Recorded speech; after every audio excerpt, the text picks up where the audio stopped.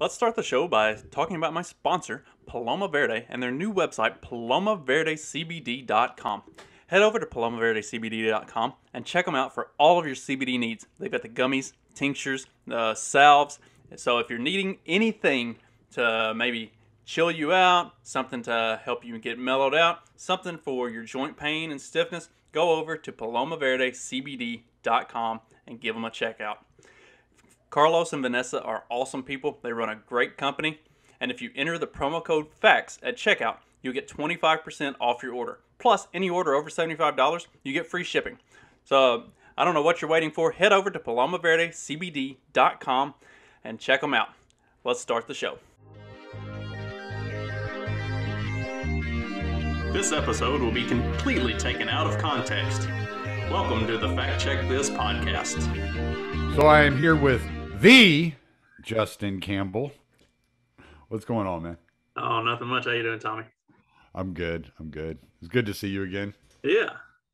So, I listened to your episode a while back, and this is what got us kicked off on this, was like a lot of your experiences going through your divorce and kind of your spiritual journey parallels mine. It's not, identical, but what is.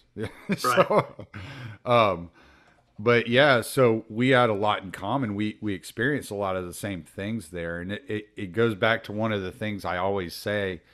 I've said it on Twitter several times, that the fastest way to radicalize a father is to put him in the family court system and let it take its toll on him.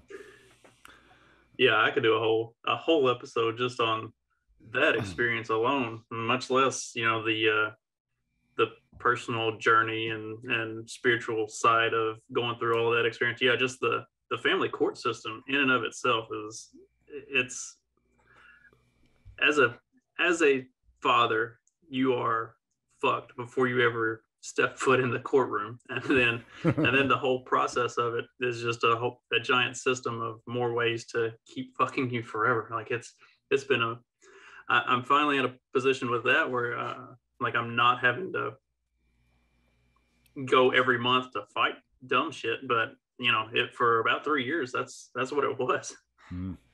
Yeah. One of my best friends dropped around $90,000 in let's see, I met it was 2006, I guess. No, 2005. It was when the Astros went to the World Series. So it was 2005. So he dropped $90,000 in a 14-year period trying to get custody of his daughters. And yeah, I think I spent around 12 grand during that 3 years between lawyer and all the other bullshit. Well, he really got to a position. Now his daughters are like 16, 17, 18, around that time or that age. So I don't really know what's going on now, but I do remember his ex-wife got a DUI with the kids in the car, and he still couldn't get custody of them. Because prior to the divorce, he was working offshore. Right after the divorce, he went and worked offshore because he could make more money that way. And when he started fighting for his daughters, it was probably like 3 years later, he stopped working offshore, but they were still treating him as if he was working offshore, asking who would raise the kids, yada, yada, yada. And it was like, I'm home every night. Like, it's no different than any other situation, And,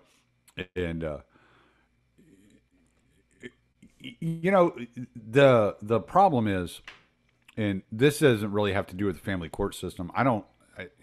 The issue becomes whenever you go through a divorce, when you're the father, you're very dependent on the mother to be semi-rational in her dealings with you. And my first wife was horrible about letting me see my kids and keeping me informed on what was going on and things like that. And so when I got into my second marriage, which is the one that was such a shit show, I was married to her for 8 years. I can't remember a time when she wasn't having affairs. And I stayed with her because I was so afraid that I would lose my relationship with my kids. Because I had 3 kids with my first wife, I had 2 kids with my second wife. So when everything was going down with my second wife, and that marriage being as much of a fucking nightmare as it was, I just stayed in it because I didn't know if I'd have a relationship with my younger boys given what I'd gone through with my first wife after our divorce, right? And we didn't even have my first wife and I, we didn't even have like a bad marriage. We were actually really good friends. It wasn't until I left for the military that things started getting weird. And I think that was because of age, right? So, I'm 21, she's 19. We have 3 kids, and I leave, or we have 2 kids, and she's pregnant with the third at the time. And I leave for the military, and I'm gone. I went through basic training, and then my AIT led right into that because I was infantry. So it was like 16 weeks all combined, basic training, AIT all combined together. And then I went to airborne school after that. And after that, I went to ranger school. And so I was gone for probably 6 months. If you can figuring out holdovers and this, that, and the other. And so it was really it was right at the end of basic training, the beginning of airborne school, that things really started getting like weird and started getting crazy. And for a couple that rarely ever fought, whenever we were living together, we were fighting every time we got on the phone with each other. And her personality had changed, and I really mark it up, a lot of it, to just how young we were, and the inability to understand, low time preference behaviors, so and so I look at it, and then I heard your story, and you're talking about 8 years of hell that you went through, and I'm like, yeah, 8 years is fucking a lifetime when you're in a situation like that. It'll really fuck you up. And kind of like what you were talking about with going to the military, I did a lot of traveling, and I was away a lot for work, not necessarily because it was a requirement of the job, but like my mental mindset at that time in life was I was really trying to push forward with my career. I was trying to make a name for myself in the industry, and like I was trying to make all the money all at once. And anytime those opportunities would come up to go to Louisiana and run a crew for a month, or to go to Missouri to help out with a project that was going on, or like to go bounce all over the country and do these things, I had been told early on that if they offer you that opportunity and you say yes, you set yourself up to just climb the ladder ad infinitum. But if you say no, they don't ask again. So like, you have to weigh early on, do you want to set yourself up to really make that money and to have that name, or do you want to just sit somewhere and be comfortable? And I wanted to make all the money, and I wanted to be like at the very, very top. And so anytime something like that came up, I jumped at it, and to my own detriment ultimately, but especially short term at that time, to the detriment of my marriage, and it, in the bigger scheme of things, like because it's kind of part of what we're going to talk about, is like to the detriment of my faith, and kind of like I kind of sold my soul for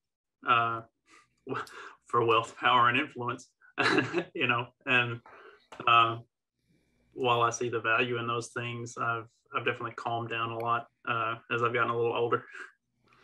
Well, yeah, I mean that's biblical there. I mean, what good is it if you gain the whole world and lose your soul? So my we'll get into the spirituality of it, which is I don't know. It's really still kind of hard for me to discuss, and I don't think I quite understand. I understand it completely because I was. My parents weren't big into church, but I went to church. Right? We lived in an area that the church that I went to had a bus that would come around and pick us up from the apartment complex, and stuff like that. And so they didn't go, but they got me out the door and, there. And our daycare that we went to in Dallas was run by a church, right? It was a church.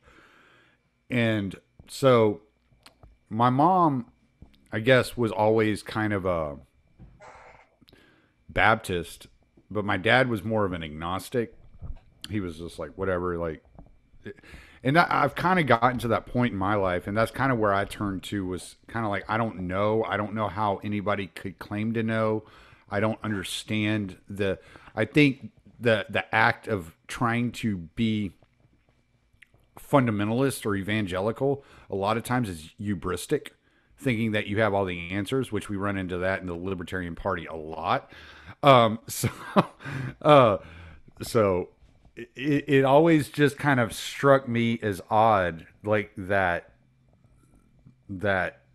hellfire and brimstone. I never got any spiritual, like, food, I guess you would say, like no spiritual gas from Baptist preaching. It was always left me with more questions than answers.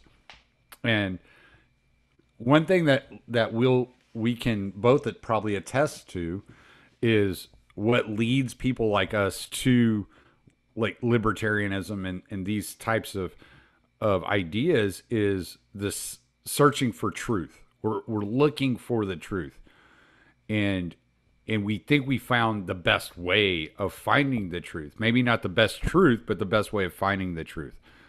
And so we find ourselves getting very evangelical in our ideologies. And I began to really recognize, I guess in 2018, 2019, how the tenor of whether it be libertarians or Democrats or Republicans, like, reflected that evangelical religious tenor. And I was just really turned off by it. And I kind of shied away from people that talked that way, because I've always found strength, or the ability to say I don't know, led me to more knowledge than if I acted like I knew what I was talking about all the time. And so I really tried, as fucking hubristic as I am, because I'm a dick sometimes, and I don't mean to be. I really try to be everybody's friend, but I can be a dick, especially if you catch me in the wrong mood. And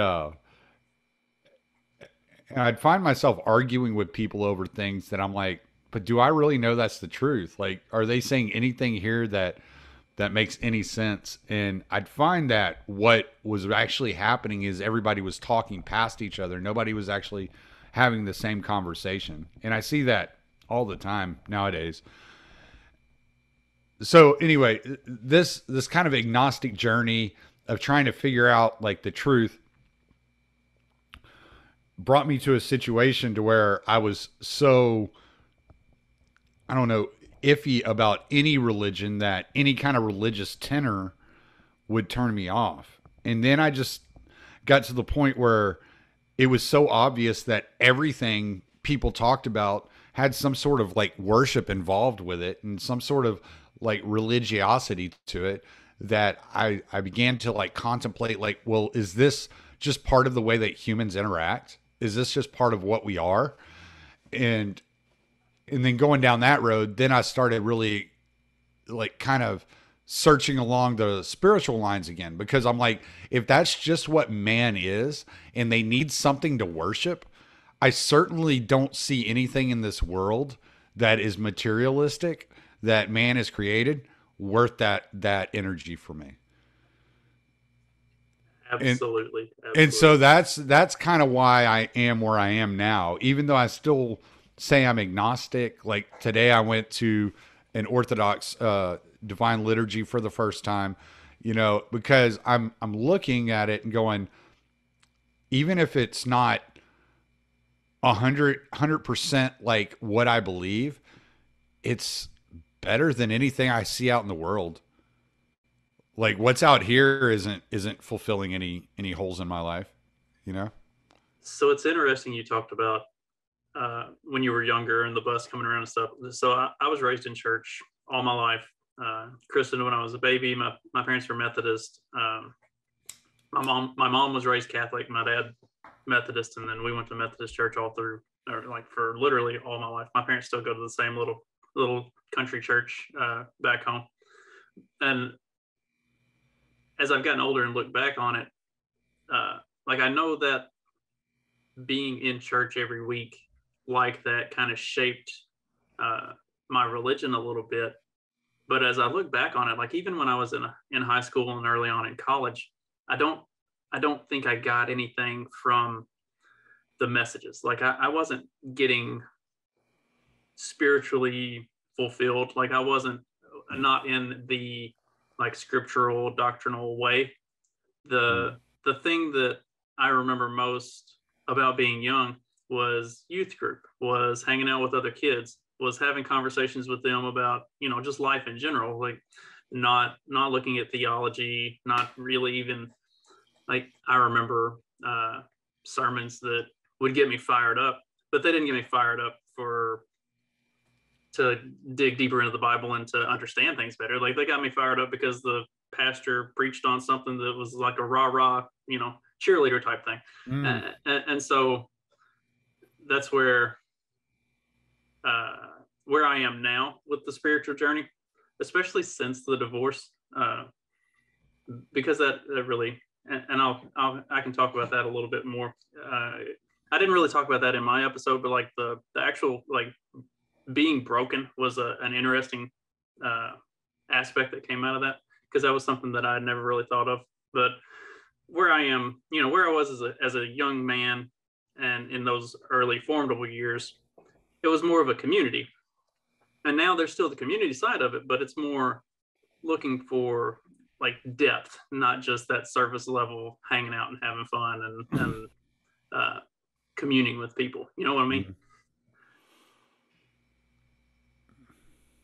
So that's kind of an interesting shift that I've found through my spiritual journey. And like I said, like the being broken thing, like kids would talk about it in like revival groups and youth retreats and stuff, that they had this like real come to Jesus moment where they realized they had been doing terrible stuff and they felt like they were broken and then come out on the other side like renewed and all that stuff. And I never had that as a kid. I mean, I was a good kid for the most part, and you know, it was yay, good for them. Like, and I knew those kids, and like the stuff that they did wasn't anything terrible. It wasn't like they, you know, it wasn't like they were abhorrent sinners or something that needed to be broken. But if it was a true emotional experience for them, that was awesome. But like that was nothing that I ever had as a kid. But as an adult and reflecting on my life and who I was as a husband and as a father, as a manager and an employee, and just the way I treated other human beings in general, I really did finally come across that, like that thing that broke me. And right. And when it did, it really made me look at my life up to that point from a different lens.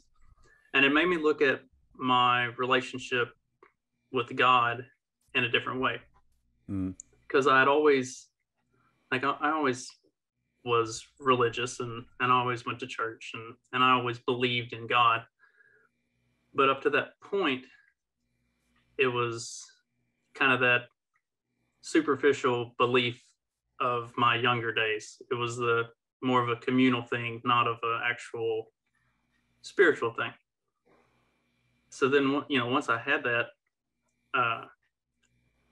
I really started looking at scripture and stuff like that a lot less from a just reading it to be reading it, and more of a what's the context, what's the purpose, what did the different translations say, like who wrote this and where were they in the world and in their life at the time that they wrote this, that like Yeah, wanting what's the epistemology of the roots? Yeah, right, I wanted to understand. I didn't just want to have like biblical knowledge to be able to talk about it at church or something. Like I wanted to actually like know what was going on, and that gave me a deeper connection to it once I started to actually learn about who the people were and what their stories were, and like it changed the way my brain was taking that stuff in, if that makes sense. yeah.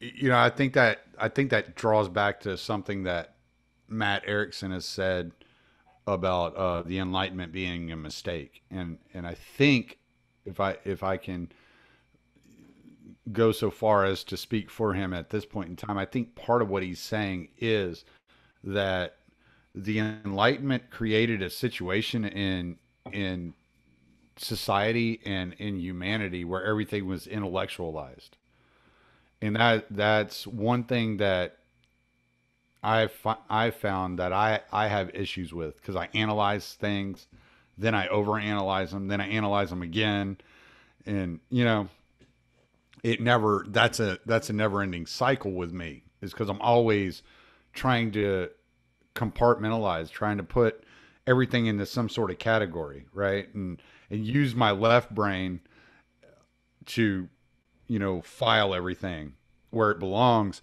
And that's not what it is. And so I never had, like, I'm like you, I never had one of these come to Jesus moments. Like, that's never happened to me. Like, when things got bad, I was less likely to be faithful. I was much more likely to just nose to the grindstone, and depend on my own will and my own determination. And, so yeah, maybe that makes a hard man of me. And, I'm able to do things that I may not otherwise be able to do.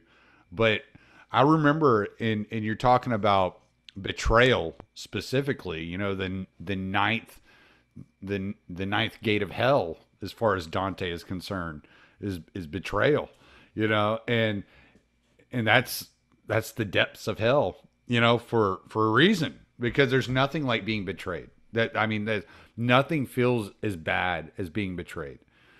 And so whenever I was going through that with my second marriage, and dealing with all that betrayal constantly over and over and over again, I found that I would pray. I would say something along the lines like, okay, like, show me you exist.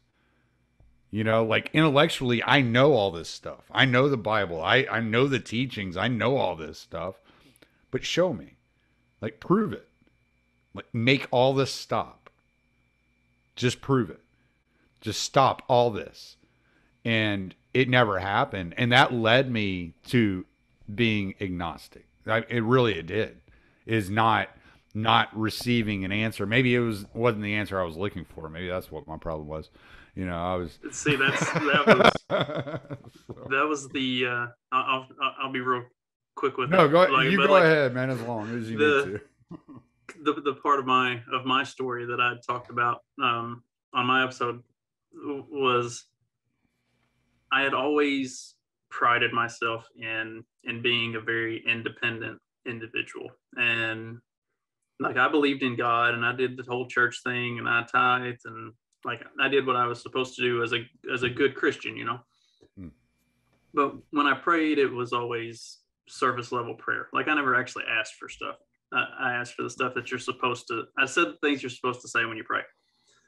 But I wasn't going to ask for God to help me with stuff. Like, that was my job. I'm the man of the house. I'm the dad. I'm the father. I'm the husband. Like, it's my job to take care of shit. And so when I hit that point in the marriage where everything that I had done to try to fix things and make it right didn't work. And I finally just like broke down and was like, okay, like this is clearly outside of the realm of my ability to fix. Like, please fix this marriage, make it work, make it better, help, heal us and this, and like make it right. And from that point until we got divorced, it went the opposite direction. It just got worse, progressively worse and worse. And I was pissed off. I was the day that I filed for divorce, as I drove from Indiana back to, at the time I was living in Pennsylvania for work. And so as I made that drive, it was basically 13 hours of me telling God, go fuck yourself.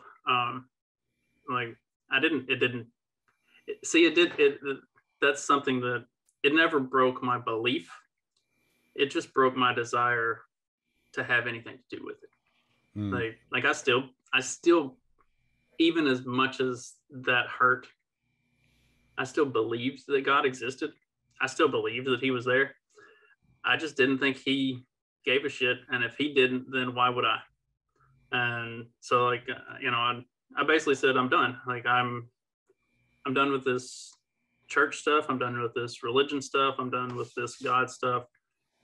I'm going to take care of me. And I'm never going to put myself in a position that I'm going to need to rely on him again. Like I won't do that. And then as things unfolded, like a few weeks later, I kind of had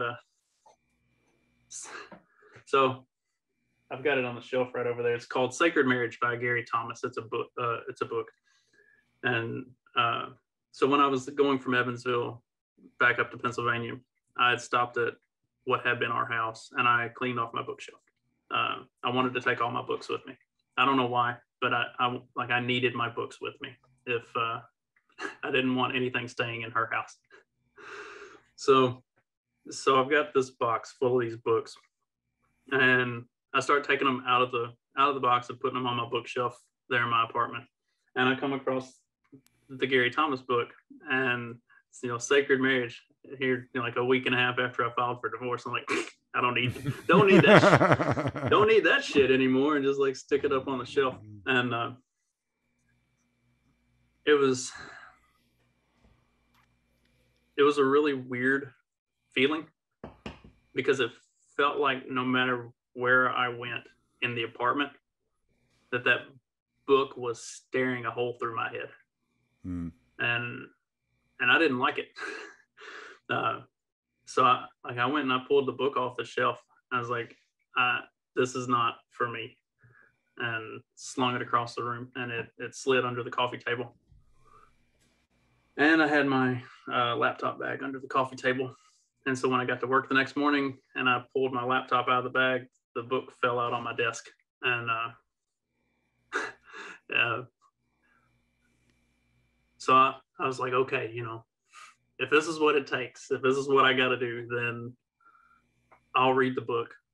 And when I'm 2 chapters in and this has nothing to do with me or my life anymore, like the book goes in the trash and that's it. We're done. Like I already told you I'm out. Like you can keep trying to, reel me back in, but it's not going to work. So I'll give you this little thing and That I'll read as much of it as I need to know that it's not for me, and then we're done.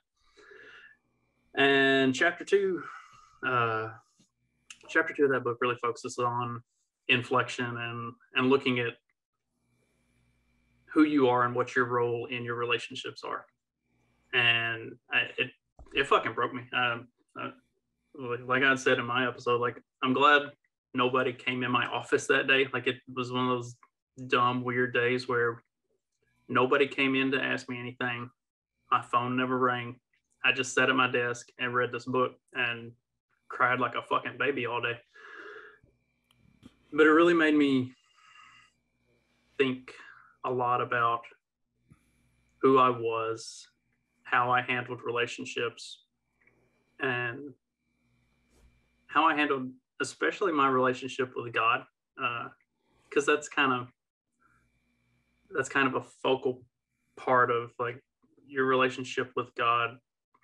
Kind of stems out into all of your other relationships. If you're doing if you're doing the spirituality and the Christianity thing right, like that should really be the focal point. And if you have that good relationship there, then you have the good relationships everywhere else. And my relationship with God up to that point had been very surface level and doing the things that you're supposed to do as a good Christian, and not necessarily actually being invested in that relationship. And if I'm not invested in that relationship, why would I be invested in any other? And I wasn't. I mean, so that was hard. I guess it's hard to see yourself in that light, and it really makes you. I mean, for me anyway, it really made me think of things and look at the way that I treated everybody else around me and the way I treated myself. And then as I kept on going,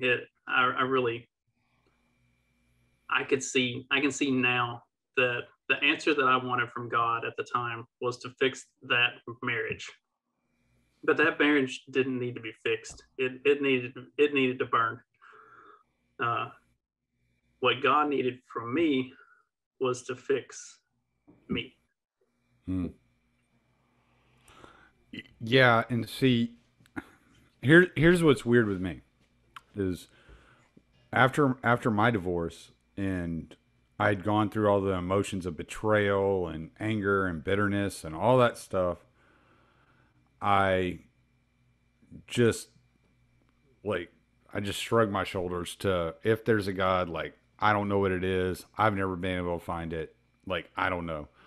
And I took a job driving over the road. And so pretty much when you're over the road, for the most part, you get to choose how long you're gone. You can't choose to be gone less than 2 weeks, but you can choose to be gone as long as you want to over 2 weeks. And I would take off and work. I'd be gone for 2 to 3 months at a time, just living out of my truck. And I wouldn't listen to the radio. I wouldn't do anything. I wasn't reading. I wasn't doing anything. I was just reflecting. I was just thinking, like, for, however, 14, 15 hours a day I was awake. It was just me and my thoughts. And I came to the conclusion that maybe there's something out there. I don't know what it is. I've never experienced it. I've never met it. I've never been around it. But it could exist. I just don't know. And nobody can know if they haven't experienced it. And if they weren't there at the beginning of time, they don't know how the world was created. If they weren't there when Jesus was resurrected, they don't know that he was resurrected. And so I just came to this conclusion, and that's what's kind of like guided my life. But what I found was, after going through this, my relationship with myself improved. And then my relationship with others improved, and my attitude improved, and I wasn't so angry all the fucking time, and so I just was like, I'm happier without this in my life, and it's been that way, now. That was 2011, so that was 10 years ago. And so it's pretty much been that way this entire time.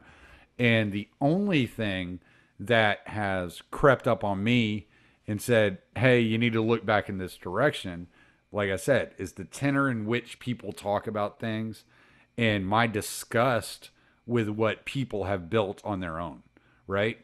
So if you learn anything from the Bible, there's this like thread that runs through every story, that every time man excludes God and man is depending on man's technological breakthroughs and man's building, whether it's the Tower of Babel or whatever it may be, it always ends in disaster. And I see that. I see that happening. I see that happening in our culture, in our country. And so seeing that that symbolism, that continuing arc coming back around, and watching the, you know, social media be built and AI being built and all this stuff, and the negative influence that it's having societally, you know, on a global scale, says, okay, like, man can't build this. I can't depend on man to build this, and I can't depend on man to have the answer. And if I can't depend on man to have the answer, I need to be looking higher. And I'm not against looking higher. I'm just against acting as if I know what I'm looking at. You know? And so it's this entire, you know, kind of cycle in my own life where I've come around and saying, okay, like, I was looking at what God is wrong before, right? And so now I'm trying to identify that, well, and I've come to the determination that even if there is no God, even if that doesn't exist, I'd rather be wrong and in that community than right and in the community, you know, of man. You know what I'm saying? Yeah, yeah. Adam Patrick and I had actually talked about this. It's been a month or two ago now, but we touched on it briefly. Like, if you look at what science has given us, like the church of, you know, because societally it is a church. I mean, the people that worship science and technology and all of this, they are not happy. They are not doing well. And if you look at like third world countries and underdeveloped countries and places where they don't have all of this stuff and they don't have all of this science and, you know, all of this truth as it would be considered, they have faith and they have community, and they're very spiritual, and you see those communities, like, they are successful and happy, and they don't have all of the problems that you know, the religion of progress has given us. I mean, there is something very real about, like, that spiritual connection and that communal connection have way more value than all of this shit that we build and that we make and that we can prove. Like, that's I listened. I'm sorry. I just want to interject this real quick. I listened to that. Have you ever listened to that Lord of Spirits podcast? I've listened to some. I haven't. I've heard it. I've heard it talked about a lot, and I just haven't had a chance to get into it, and I probably just need to. So one of the priests on there, Father Stephen DeYoung, he has another podcast, and it's called The Whole Counsel of God, and he's just walking you through the Bible. Like, I think when you look it up on iTunes, on Apple, it starts in Luke, but he has done Genesis through the Old Testament up to the New Testament, and he's going to finish the New Testament, and he's going to cycle back around to the Old Testament, and it's going to be recorded again. So it's like, but it's just Luke that he's just doing, and he's just going through the Bible, constantly going through the Bible. And he was explaining Paul's epistles. This was in, I think this was in First or Second Thessalonians. He's talking about this, and he's talking about experiencing the love of Christ. And he said, you will never experience the true love of Christ and the true knowledge of Christ's existence without being part of the church. So his interpretation is, if I'm getting this right, and I could be getting this wrong, but his interpretation is that you're commanded to love one another as Christ loves the church, because if everybody within the church loves one another as Christ loved the church, then you'll have that kind of spiritual, like, awakening to what Christ's love actually is, you know? And so it's really interesting that you keep bringing up community. And so you brought it up like 4 times now. So I had to interject that now, because the See, community, that's an interesting thing that, for whatever reason, in modern society, because like I said, part of this extra steps that I've taken in the spiritual journey was, looking at the foundation of stuff. And in modern religion, the church has become a building, but that was never what the church was intended to be at the in the founding of Judaism or Christianity, or honestly any faith or spiritual group. Like, church was not supposed to be a place. The church was everybody who got together. well, the church was the new Israel. It was the bride of Christ, you know? So, I mean, there's a lot more there than just a building. And I think a lot of that's lost upon us in modern society, especially Western culture. And that's why I found it so interesting to go to that Orthodox church today, is because I, I can't. My wife was like drilling me because she didn't go with me. She slept in today because she's been cleaning like a mad woman for the last couple of days. She just got it in her bones that this shit needs to be done now. And I was like, okay, fine. So I ended up going along, but she's going to go with me in a couple of weeks. I told her I'd bring her. And, and she keeps asking me like, so what was it like? What happened? I'm like, I don't know. It was beautiful. Like, I don't know. Like, I don't know how to explain it. Like, I listen to people talk about like the divine liturgy and the Orthodox divine liturgy, especially, and say, well, it's just something you have to experience. And I was like, oh, come on. It's just a thing, but then I was there and I was like, and I'm watching. The one thing I couldn't get out of my head, there were a couple of things I couldn't get out of my head, but one of the things I couldn't get out of my head is, if there's a God, he's here. This is where he would be. Like, if I were God, that's where I'd want to be, you know? And then the second thing I kept thinking that I just found so intoxicating was the only word I come up with it. And I was there for like, I got there at 9 o'clock this morning. I left at 11:45, and it seriously felt like I was there for like 45 minutes at most. Like, it was, I was completely lost, devoid of time. I had no idea what was going on. I left my phone in the truck. I left everything, and I'm sitting in there. I even had somebody ask me earlier, like during the service, if I had the time, and I was like, fuck no, I don't know. I don't know what time it is. It's probably 10 o'clock. I don't know, but I'm sitting there and I'm just soaking this all in, because I'm really trying to. They have the book that walks you through the liturgy and what they're doing, but as I said, I'm so analytical. I didn't want to get caught up in that, because I'd just be reading the book. I wouldn't be paying attention. So I put the book away. I was like, no, I'm not going to look at that. And so I'm just absorbing this, and I'm observing, and it's the iconography within the chapel is interacting with the liturgy. And it's really interesting. Like, I'm looking around at the icons as they're chanting, as they're praying, as they're singing, and I'm like, this is wild, because all this is one.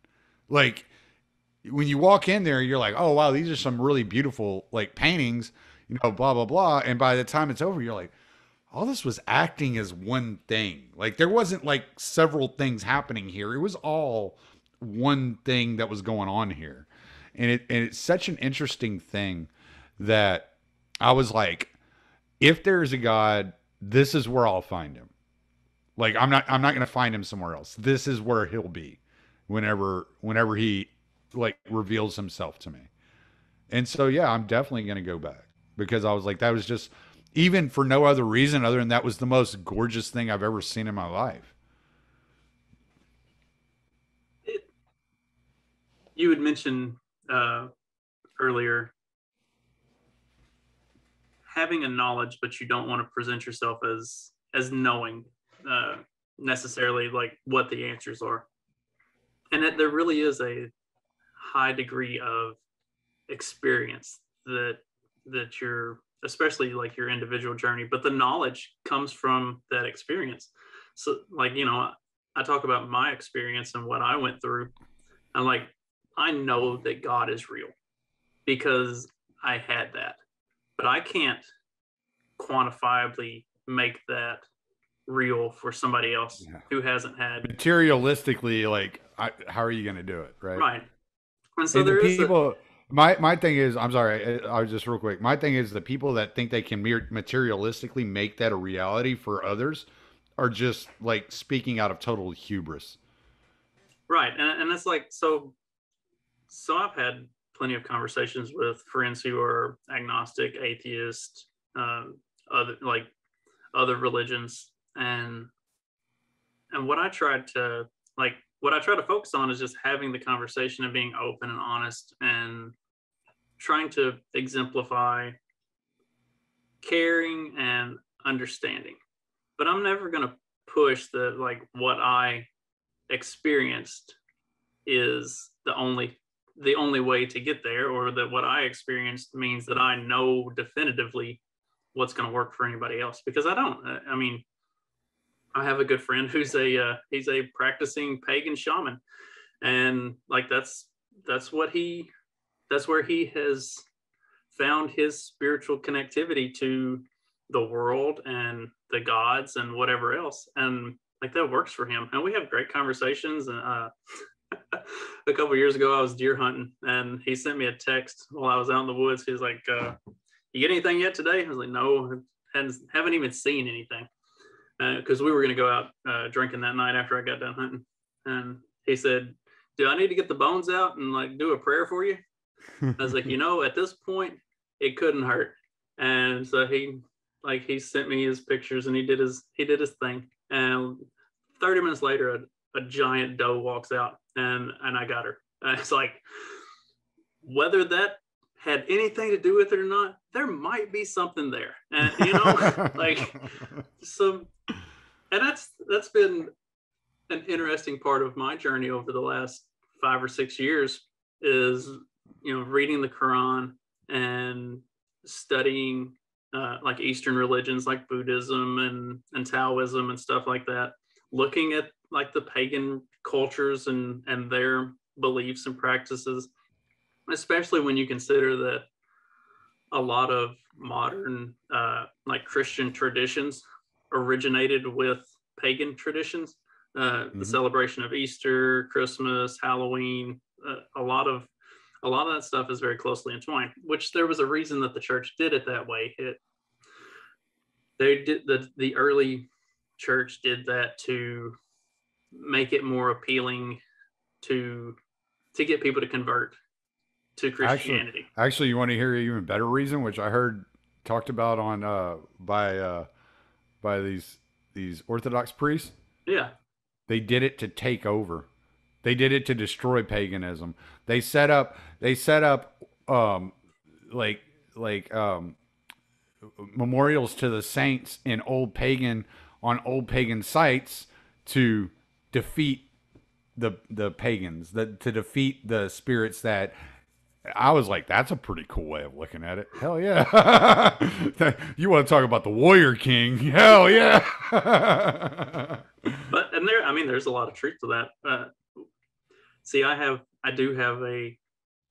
a huge issue with the point in history where the church became the state, because that was not the foundational intention of the church. Like, well, I mean, if you look at Judea back in the day, you can't separate church and state. It was all interacted. It was all intermingled. Yeah, Rome was the state, but they, the Judeans, they had their own courts and in this, that, and the other that they operated within, and it was all done via the Torah and religious law.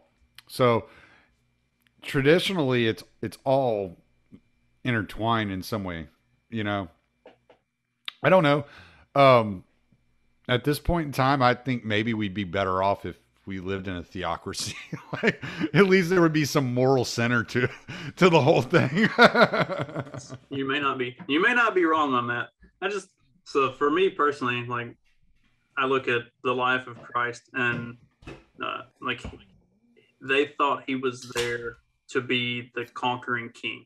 Right. And that was not the purpose of what he. Well, it wasn't to conquer your enemies on earth. It was right. to conquer death. Yeah. Right, and it wasn't to set up a new state of Christ. It was to change hearts and to kind of be an example of what you're supposed to do and how you're supposed to live and how you're supposed to be a part of those communities and create those communities, not overrun them. So that when the state, when the church started to become like the power player of the state within, the Roman Catholic Church and going forward from there, that part kind of, it's unsettling. Reed had talked about it in the early part of y'all's episode with him and Adam. Okay. Some of his qualms with Christianity. Yeah. And what I thought was really interesting was a lot of the problems that he has with Christianity really sounded more like problems with Christians. Yeah, no, it is. And but that's actually the case in a lot of circumstances. That's what I was going to say. I was like, man corrupts the teachings. I mean, you look at what the Pharisees did with the Torah. I mean, like, it's all through, and we talked about that. We're like, he even said if more Christians tried to imitate Christ, he'd be much more attracted to the doctrine. Yeah, Christianity has a huge problem with all of the Christians who are running around giving the faith a bad name. Sounds like libertarianism. I know, doesn't it? Yeah, it's like Christianity without Christ. Something like, it's almost like that comparison has been made before too. Oh.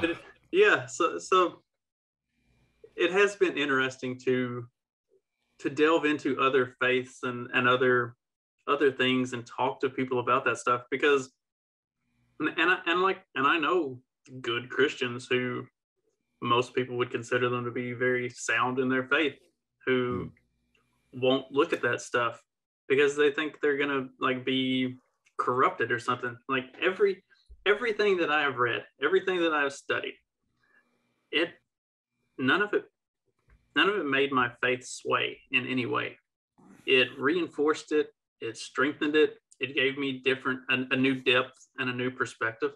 And it opens me up to everything that God has to offer in the universe. Like C.S. Lewis, later in life, C.S. Lewis really kind of touches on some of these things in his writing. And for somebody who's worshiping Allah, or somebody who's worshiping Buddha, or somebody who's worshiping Yahweh, God, whatever, there is a spiritual connection in all of those, that if it's done with the right heart and the right mind and your soul is in it, then you're serving the same purpose. It's not, these are not competing ideas. They work together to bind us as humans in our, the Tao talks about everything is, energy, and we are all pieces of the universe, but we are also all the universe as a whole moving through. It's the wave in the ocean.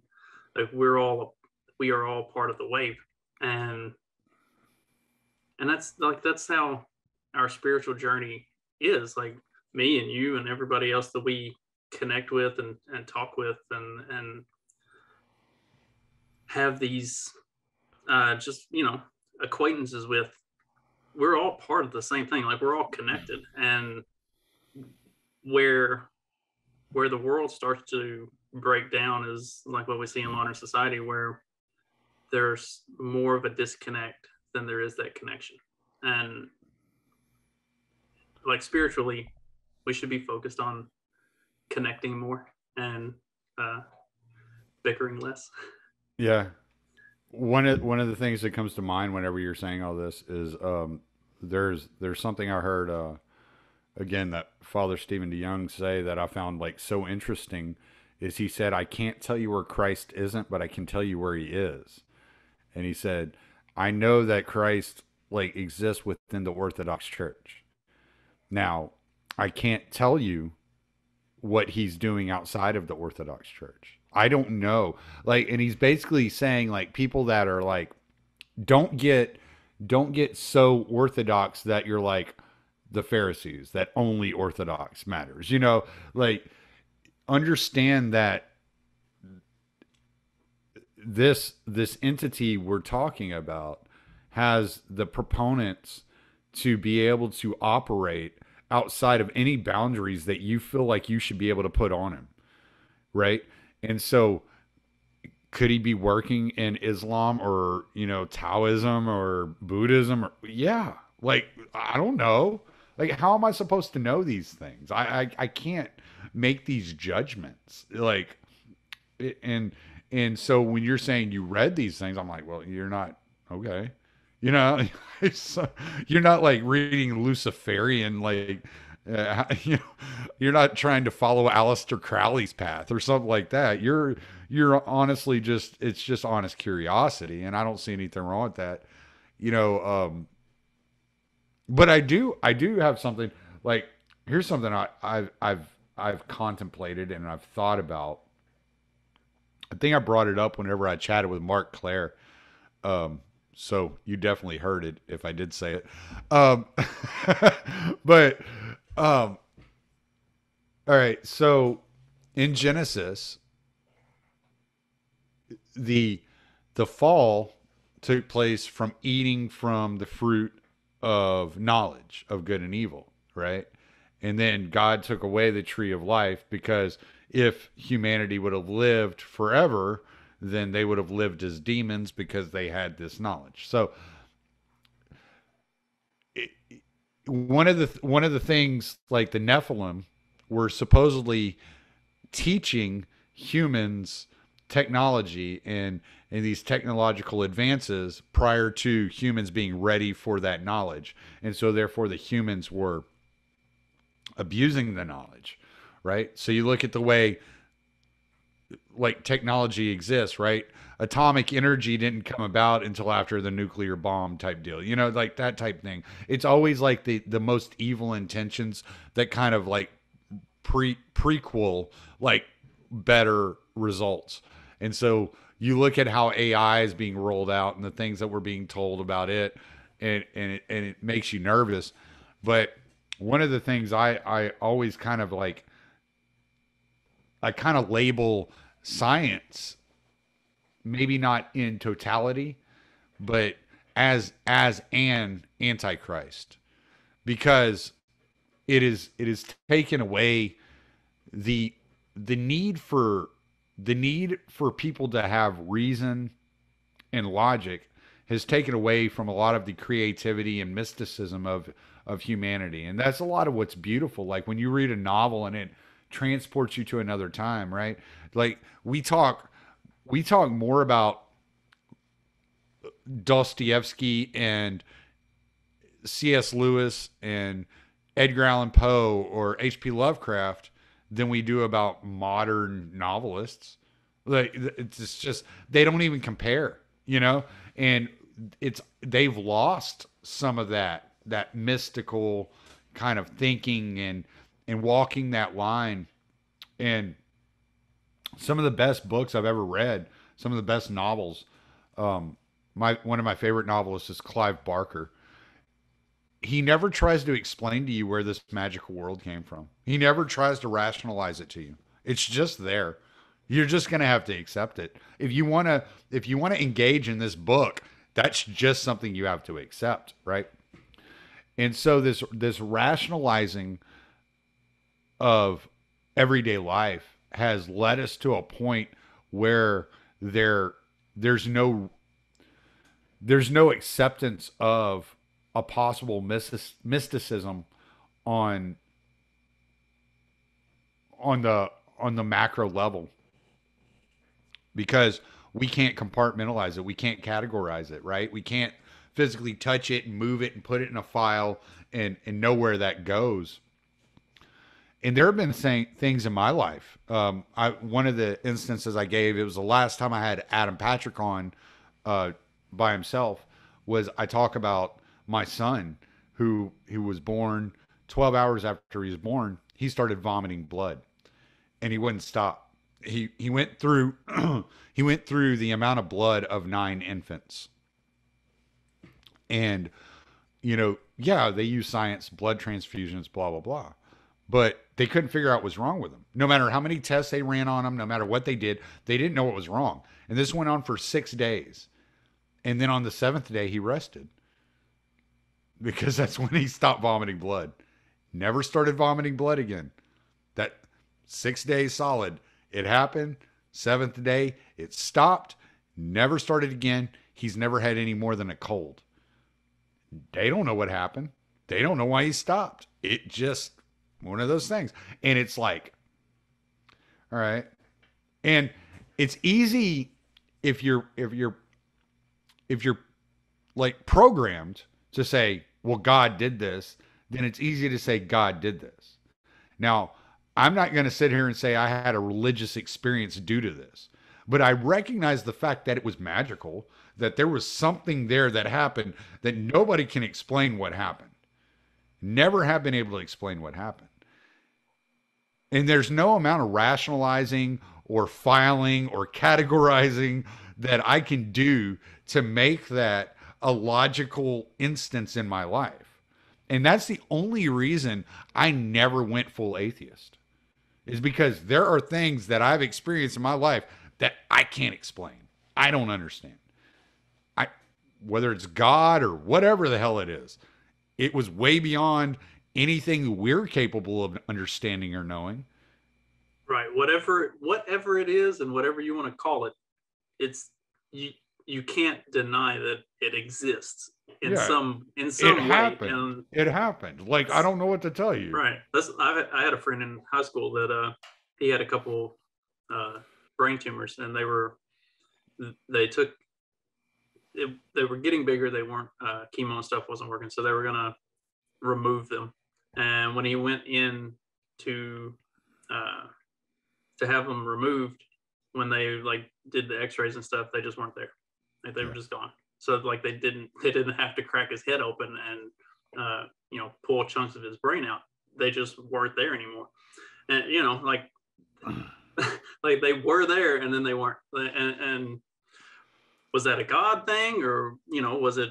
It's definitely something that, like, there's no rational, logical, scientific explanation for why 2 tumors just were there and now they aren't. Right. Yeah. Like, it's things happen in the world that there is something else touching this world of ours.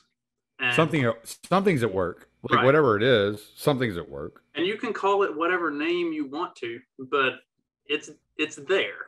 And you don't have to believe that you don't even have to believe that it does so intentionally. Like, it may not be a conscious being, but that there's something that's definitely there. Yeah. There was something my wife and I were talking about last night, and we always call it my alien abduction. Seriously, it was the weirdest fucking shit, dude. Like, this is if you didn't experience it and you weren't there, it's like one of the hardest things in the world to believe, right? So I had gotten home from over the road, and I'd come home, and we're sitting out on our front porch drinking beer. All right. My wife comes into the bathroom, and when she comes back on the front porch, I'm gone. I wake up in a ditch 4 miles away from the house, and she gets a call from the police saying they picked me up. And this was 5 minutes or 10 minutes, 5, 10 minutes after she went to the bathroom. How the fuck I went 4 miles in 10 minutes barefoot? It was just one of those weird things, man. It was like I was just picked up and dropped off, and it was like, the fuck just happened? And it's not like I could have walked off this property. This was before I have the dogs I had now. I had another dog at the time. That dog would not have let me walk off this property without him following me. Like it wouldn't have happened. And it was just one of these weird things. And my wife's like, "Do you remember anything?" I'm like, "No, I literally don't remember that day at all. The only thing I know about that day is what you've told me about us sitting out on the porch. I don't remember anything. I remember waking up, like coming to consciousness in a ditch down the road, 4 miles down the road. Somehow I went down 800 foot of a gravel driveway and then 4 miles down a road in 10 minutes or less. I don't know how it happened. I don't know how I got there. I don't know what happened. I know my wife went to the bathroom, and then I'm getting picked up in a police car because somebody was like, there's some random dude wandering down the road. And because I just got up like, where the fuck am I? What the hell's going on? And I'm like stumbling, like trying to like wave down cars. Like, can you give me directions back to my house? And, you know, they asked me what happened. Like, and the best I can say is it felt like I was thrown out of a vehicle, out of a moving vehicle. That's the best I can give you. But I don't know. I don't know what happened. I know I was sitting here on the porch, and the next thing I know, I'm waking up out in a ditch. Like, that's it. That's all I know. And like, what happened? I don't know. Is it aliens? Is it angels? Is it God? Like, what? I don't know. Like, don't ask me. Like, you know? And so, yeah, there are these like weird like experiences. I've seen ghosts. I mean, I've seen all kinds of crazy shit in my life because I've gone out looking for it, you know, at certain times in my life. Because I've always I always wrote fiction. So I was always interested in the supernatural and anything that was going on out there, you know. And so if I would hear of something, if I would hear of a place, like there's a place in Houston called the Blue Light Cemetery. And so it's these gases that are released from the earth that causes this blue light to glow around these headstones. But it was like growing up, like it was supposed to be haunted. So we would go out there at like 3 a.m. It'd be all foggy and shit. And the fog would be all like blue. It'd be like glowing this blue. And you're like, wow, this is fucking crazy, right? You know, so we would go do things like that, you know? And so looking for these experiences, looking for this supernatural experience, you know? There was supposedly in Katy, Texas, there's supposedly what they call the witch's grave. And it moves. It like disappears at certain times of year. I had a buddy of mine who swears up and down, he's like, dude, look, I trenched through this fucking rice field. I got into this clearing, and right there at the edge of the clearing where the tree started again, there was a tombstone. And I took a piece of paper and I like took those long chalk things. I chalked it onto this paper, and he showed me this paper. It was blank. He's like, look what I got. We met up at Denny's that night. He's like, look, I got it. And he pulls out this paper, it's blank, and he's looking at it, and he's like, I swear I just etched this an hour ago. And he's soaking wet up to his waist. And it's just like, there's something happening. Like, people believe these things. I don't know where these things come from, but people believe these things. Things happen. You see things. You experience things. Especially if you go out there, start to look for ghosts. You're gonna find some shit you may not want to find sometimes. But you know, it's hard to discount the possibility of something supernatural being out there whenever you experience things like that. There's an author that has written a couple books. I think it's The Case for Miracles or something. But anyway, they go around the world and find cases of what, for no other way of explaining it, would be like modern day miracles. And like that's something that we've talked about. I say we, like in the church group that I have been a part of for a while, we would talk about like, are we in modern society past the days of miracles because our technology has taken us to the point that it's not necessary? But then when you look at other parts of the world that are don't have anywhere even close to modern technology like what we have, miracles are highly prevalent, like miraculous healings and stuff like that happen all the time in those parts of the world, and which those parts of the world also have a considerably stronger level of faith than what we do. I mean, most of modern American Christianity and just religion as a whole is pretty surface level. Like there's not a lot of depth to most people's faith. And the more depth of, when you get out into those parts of the world that don't have the technology, that do have the depth of faith, miracles are very prevalent. So something's going on out there, and there seems to be, at least in some cases, something deliberate that's going on. I saw one of the coolest things I'd ever seen today, and it took my breath away. Like literally, like it was one of those moments where you witness something and you're like, "Oh my gosh." Like that's crazy. You remember the story of the sick man that touched Jesus's robe, and Jesus turns around and says, "Who touched me?" You know? So I'm sitting here at this liturgy, and they're getting ready to do the Holy Communion, and they're praying, and they're walking around the church with the body and blood, and doing their ritual with the sacrament. I know, just I'm sorry, I kind of get lost because it was such an interesting moment. So they're doing that. Well, when I was there by myself. I'd gotten there before anybody else. I was just sitting there listening to them pray, because they do an hour of prayer before they start the liturgy. And I just wanted to hear the prayer. I wanted to be there for that. And so I sat there probably about 30, 45 minutes by myself, just listening to them pray.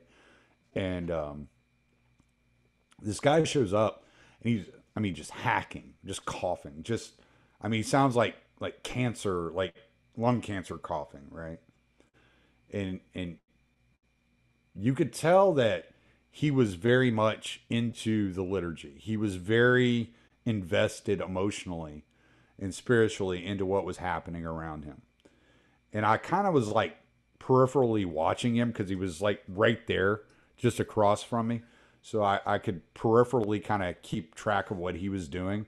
And I was just kind of watching the way he was going through the liturgy and the way he was enjoying it. And when the priest came around with the sacrament, he just kind of brushed the priest's cape. And I was like, wow. Like, what, did that just happen? Like, are you that real? Like, that's real belief. That's somebody that was like invested, completely invested. And actually, he came up and introduced himself afterwards, after everything was over. He was a very nice guy. Spoke to him for a few minutes, and he was telling me about his mom growing up Lutheran, blah blah blah. But it was just one of those moments where you're like, I just saw somebody reenact this famous story that I had heard ever since I was a kid, and I just saw him do it, and I'm like, did he do it because his illness, whatever that illness is, or did he do it as a gesture of interacting with the sacrament? I don't know, but in that moment, it was like, this guy really believes that he's getting healed by this. This is doing it for him. Something is happening for this guy in this moment. Yeah, I think it is a disservice to discount something like that, because like I know there are a lot of skeptics, especially in the libertarian community, where faith and things of that nature are involved. But it would be a massive disservice to discount a person's like felt experience right. and deep seated belief. I mean, it's like arguing the semantics of the nap and everything else. Like if you, it's like arguing the semantics of gender. right? Like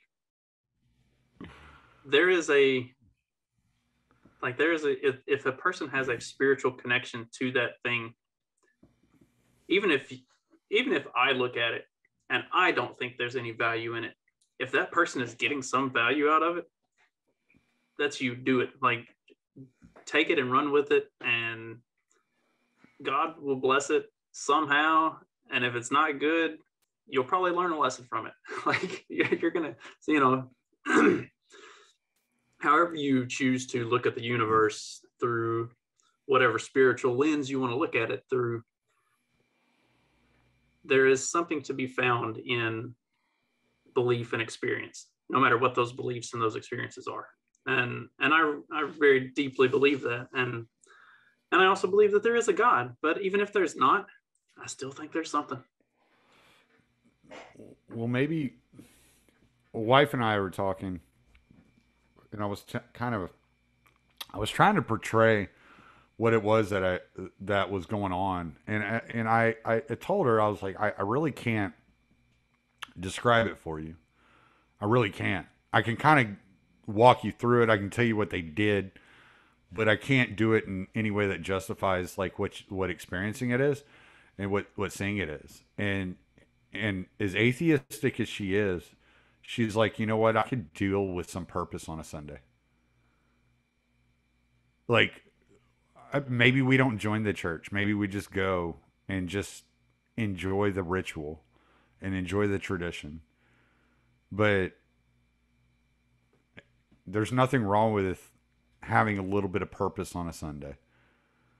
And that's kind of like, all right, yeah. And it kind of gets you out of your routine. It kind of gets you away from the purpose of materialism. Like, I gotta get ready to go to work tomorrow and blah, blah, blah, blah, blah. Why can't I put that off for a couple hours? Why do I have to start doing that at 7:00 in the morning on a Sunday? Why can't I wait until noon to wash clothes and do all that, stuff that I have to do on a Sunday, or record podcast episodes, which I usually don't start recording until after 3 anyway on a Sunday. I usually try to do 2 on a Sunday, and I try to do 1 at 3 and 1 at 7, and the rest of the day's my own. Like, why not give up a little bit of my time to experience some tradition?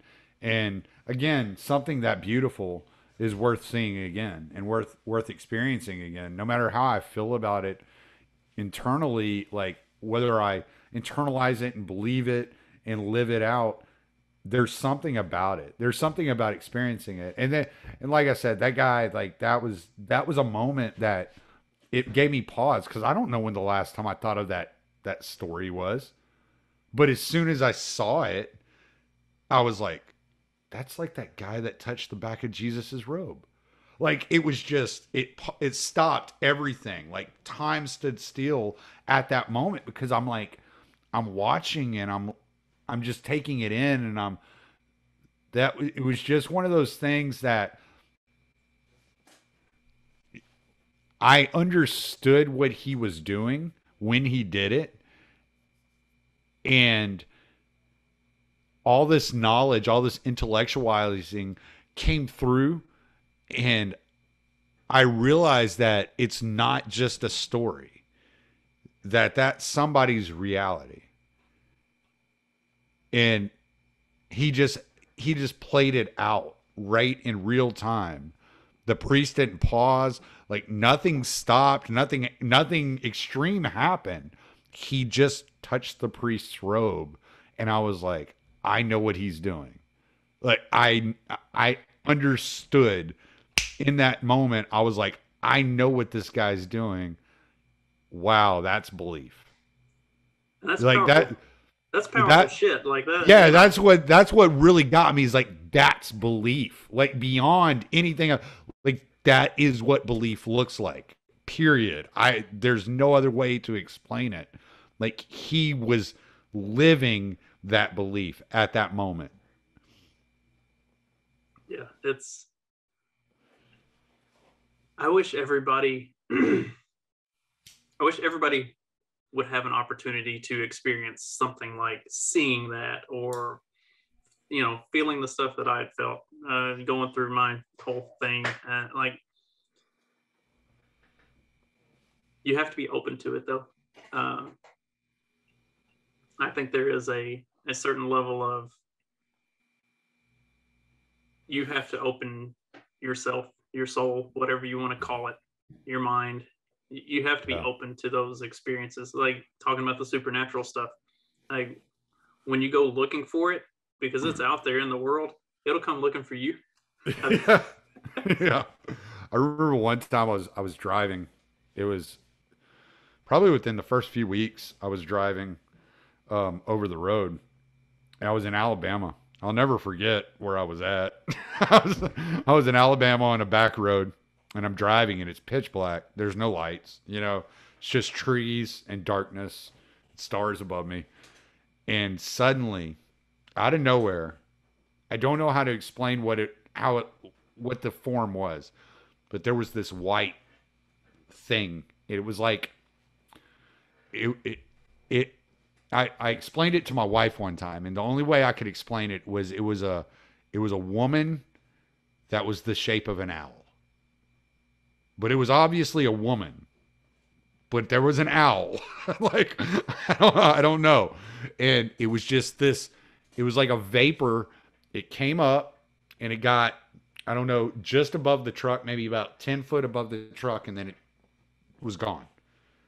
But I saw it. It came out of the ground and went up, and I was just like, man, what the fuck?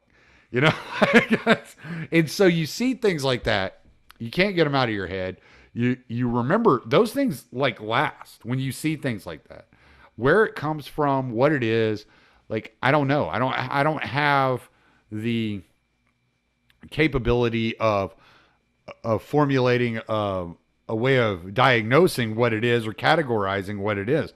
I just know that I've experienced things like that hundreds of times in my life.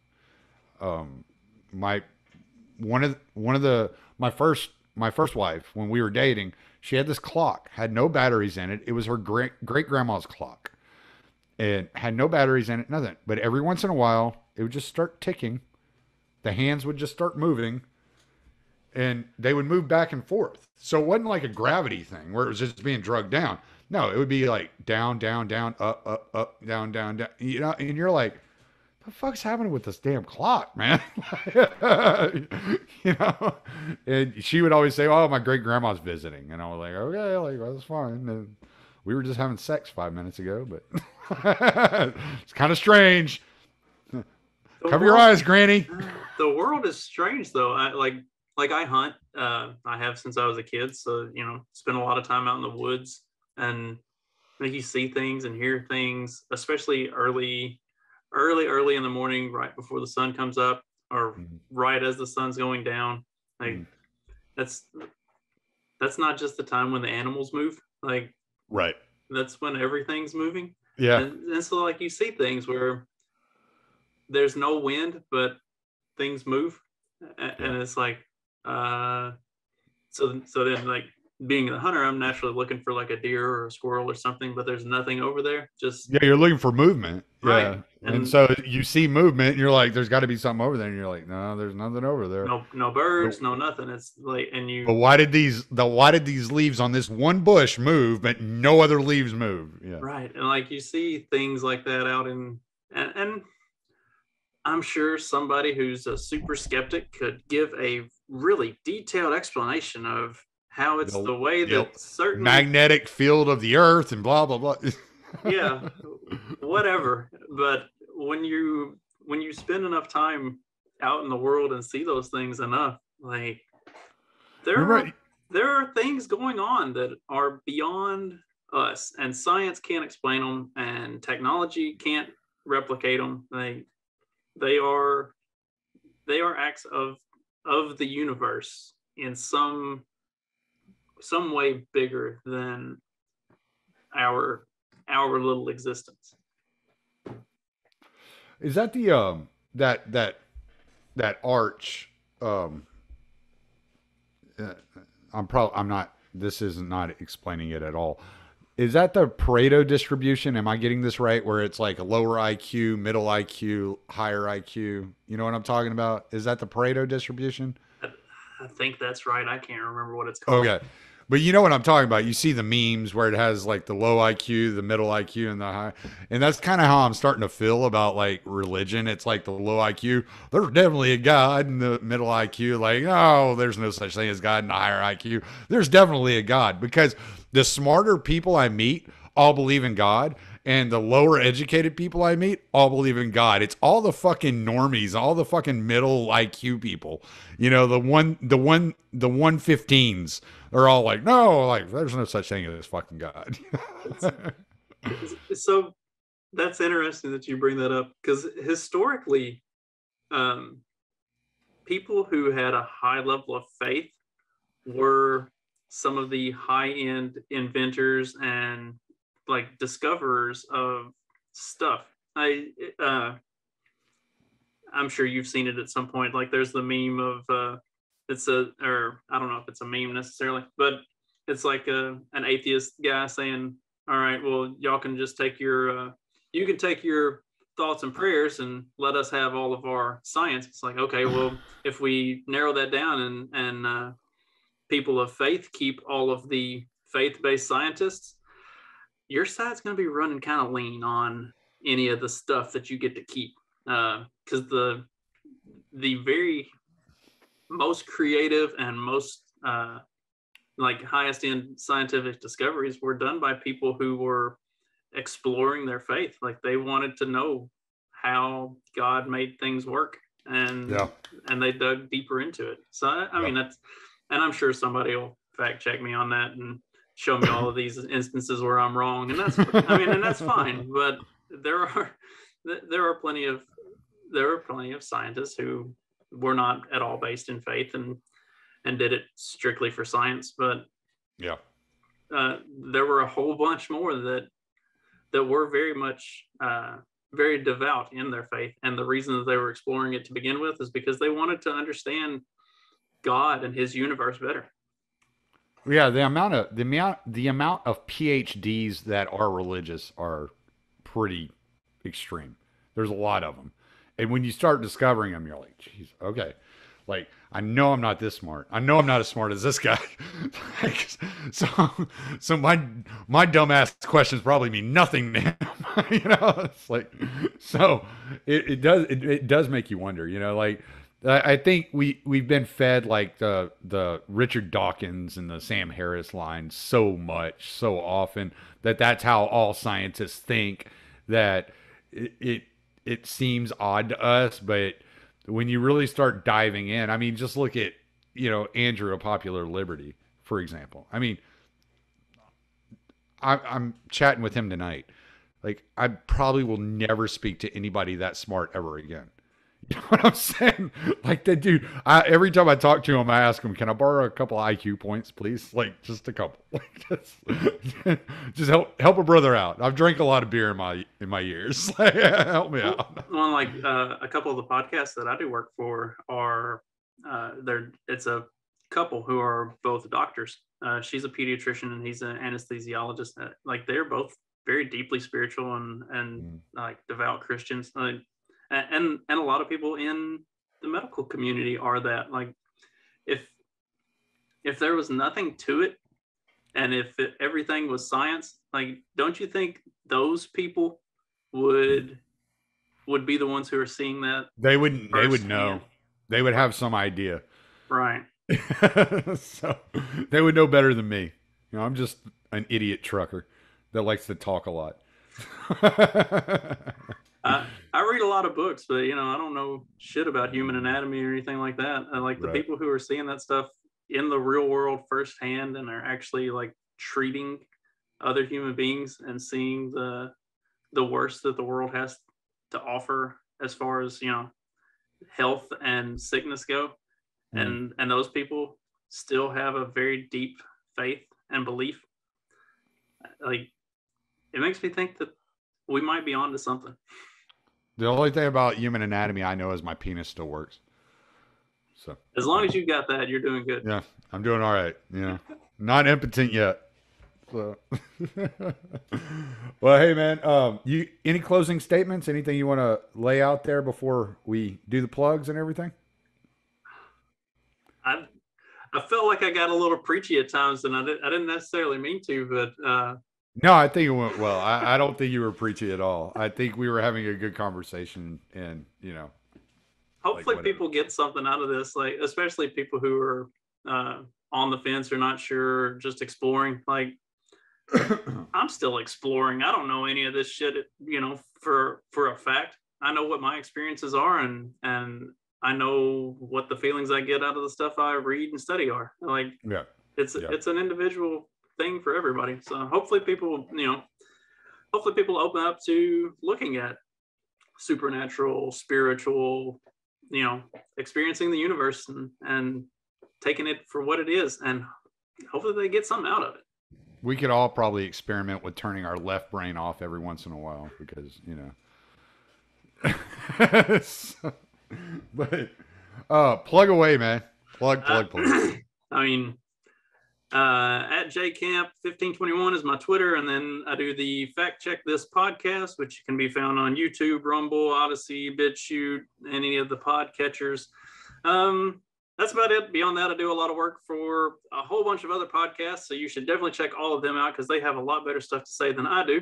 And that's about it.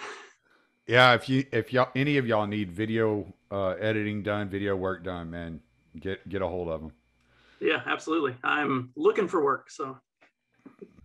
That motherfucker, the fucking bum, sits around all day talking about God, never does anything. Give him some work. Please. All right, man. I'm gonna stop. Thanks for having me, Tommy. Yeah, for sure, dude. This was fun. Yeah.